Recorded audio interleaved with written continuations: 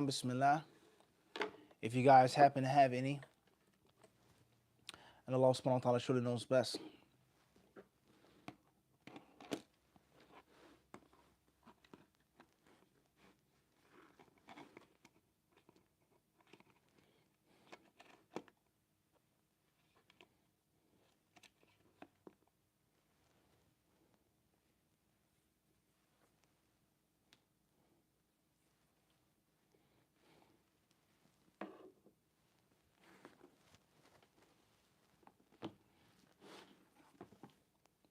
حياك الله أبو رميسة بارك الله فيك.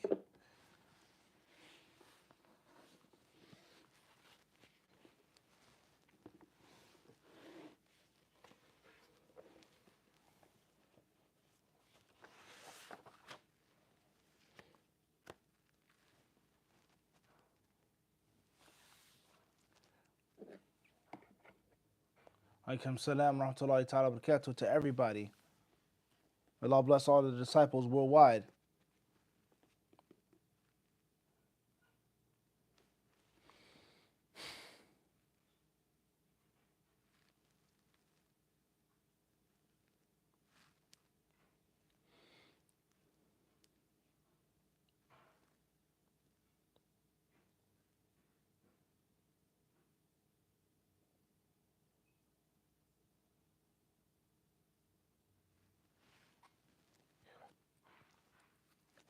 So the first question is coming from Manchester, and this was KA.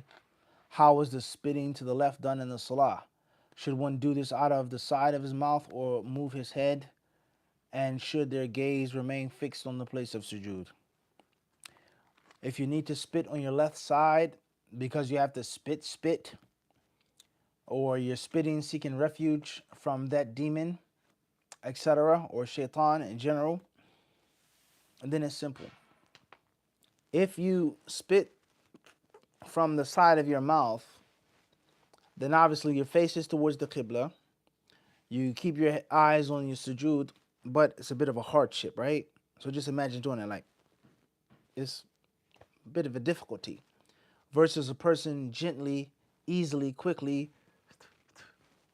That's not the same as a person directly turning away from the qibla, turning his whole body from the qibla, or turning away from the qibla unnecessarily. Okay?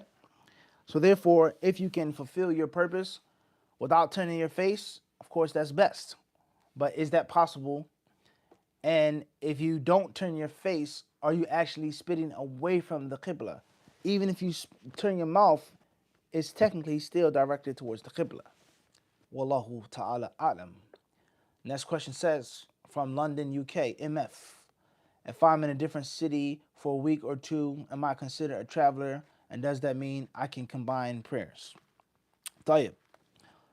The safest thing to do is that if you go to a city with the intention of staying for 4 or more nights, do not consider yourself to be a traveler. Even on the first night. If you've booked a hotel, you plan on staying for at least 6 days, 7 days, do not take the concessions of a traveler anymore. As far as if you go to a city and you don't know how long it's going to be, you don't know how long you're going to stay there, that's a different story. This is the safest thing to do to avoid any confusion. The scholars of Islam have a very long discussion regarding shortening the prayers, combining the prayers, and with regards to how long did the Salaf as-Salih shorten their prayers when they were traveling to fight in the cause of Allah subhanahu wa ta'ala and things like this. But that's the safest thing to do. Wallahu ta'ala alam. Next question is coming from Ayat from Minneapolis, Minnesota. How does one become more disciplined? Well, Allah Azza wa Jal is the one who disciplines. Allah Azza wa Jal disciplines us, His servants. Allah teaches us things, tells us things, encourages us, inspires us, intimidates us. Allah tells us about heaven and hell, and we have to read what Allah says, listen to what Allah is saying, and we have to try to implement those things that we're asking Allah subhanahu wa ta'ala for. And of course, practice makes perfect. إِنَّمَا الْعِلْمُ بِالتَّعَلُّمِ. If you want to discipline yourself, you have to force yourself. You have to struggle against yourself, right? You have to cut off bad habits, bad people. You have to cut off the doorway to bad practices, etc. Wallahu alam. AA from Canada. Next question. MH, Yorkshire, UK. When a hadith disciple is memorizing hadiths, should they memorize the isnad as well? If you can, then why not? For sure. If you have the ability, even if you don't memorize all the isnads all of the time, but from time to time, there's one book in which you try to memorize with the isnad, or you try to memorize a hadith from a specific book with the isnad. That's nothing wrong with that. For example, if you look or if you notice during the khutbah, we quote the hadith or the main hadith that we're going to speak about with the chain of narration. All right, to show that there's a different style and there's a different time, and the Jumu'ah khutbah is a different status, right?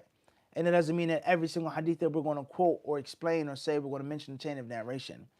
So if you can do it all the time, why not? If you can't, if your memory is weak or your memory has a limited ceiling, well, you do what you can. Wallahu ta'ala alam. Next question says, MH or MS from Paris, France. Assalamu alaikum wa rahmatullahi wa barakatuh. What is the aura between women? Jazakallah khairan. There is no defining proof and evidence that I've come across from the ulama stating what a woman's aura is. Defining. Yuhaddidu tahdidan. All right? So therefore, a woman's aura should be based off of the culture and custom.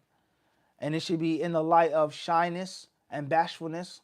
And it should be under the guidance or the guiding principles of avoiding vice. Avoiding vice. Al-bu'du an al-radha'il. All right? Wal-fadayih. Vice. Evil.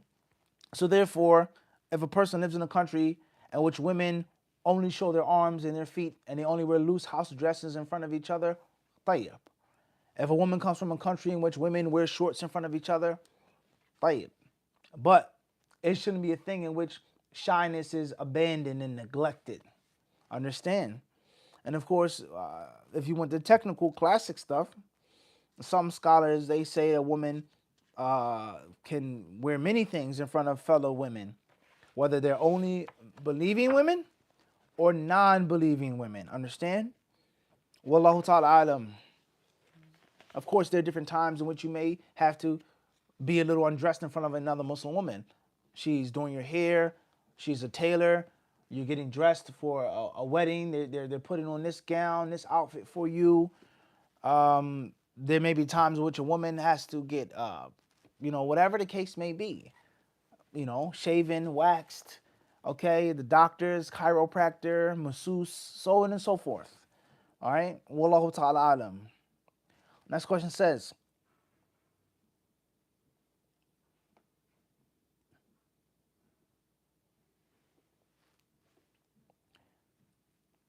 MS or MG, London, UK, is leasing a car haram in general?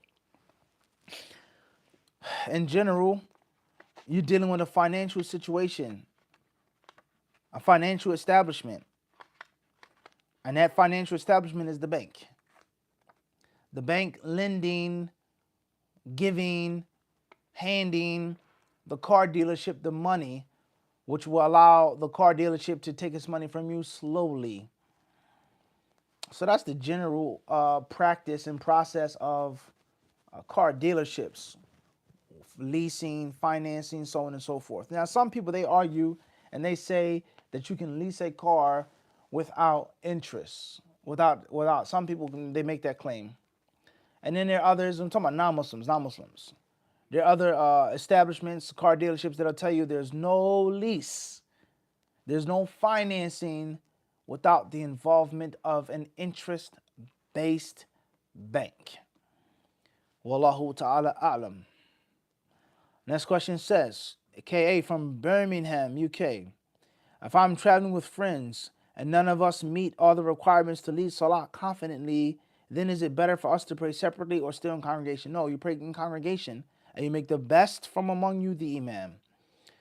KA from Manchester, UK. So Jazakallah khair. If during the congregational salah I notice someone is out of line, should I signal with my hand during their salah for them to fix their position and how? No.